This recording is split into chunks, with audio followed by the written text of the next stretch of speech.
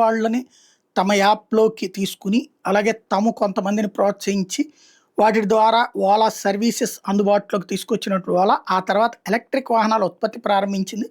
భారీగా చేసుకొస్తుంది. ఇప్పుడు ప్రముఖ విద్యుత్ ద్విచక్ర వాహన తయారీ సంస్థ అయిన ఓలా ఎలక్ట్రిక్ అనేది అరుదైన మైలురాయిని సాధించింది. తమిళనాడు కృష్ణగిరిలో ఉన్న ఫ్యూచర్ ఫ్యాక్టరీ నుంచి 1,000,000 అంటే 10,00,000 వాహనాలు ఉత్పత్తి చేసినట్టు అధికారికంగా ప్రకటించింది.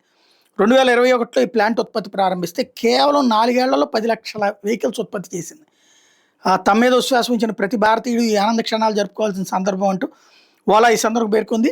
భారత్ ఎలక్ట్రిక్ ద్విచక్ర వాహన మార్కెట్లో మార్కెట్ లీడర్గా ఉన్నామంటూ గుర్తు చేసుకొచ్చింది. మైలురాయిని చేరుకోవడం ఆనందంగా ఉంది. ఇప్పుడే మా అసలైన జర్నీ ప్రారంభమైంది అన్నటువంటి విషయాన్ని చెప్పుకొచ్చింది. ఎలక్ట్రిక్ వాహనాల్లో మేమే కింగ్ మేకర్గా ఉన్నామని చెప్పుకొచ్చింది. 1,000,000 మైలురాయిని చేరుకున్న సందర్భంగా Ola electric roadster X plus అట్లాగే special edition Ola electric launch చేసింది. మిడ్ నైట్ బ్లూ రంగంలోకి దీన్ని తీసుకొచ్చారు.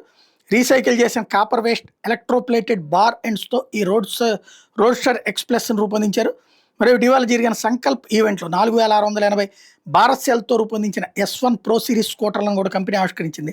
అట్లాగే S1 ప్రో స్పోర్ట్ పేరుతో కొత్త స్కూటర్ను కూడా ప్రకటించి స్పోర్ట్స్ సెగ్మెంట్లో కూడా అడుగుపెడితే వచ్చే జనవరి నుంచి ఈ స్కూటర్లు డెలివరీ రాబోతున్నాయి.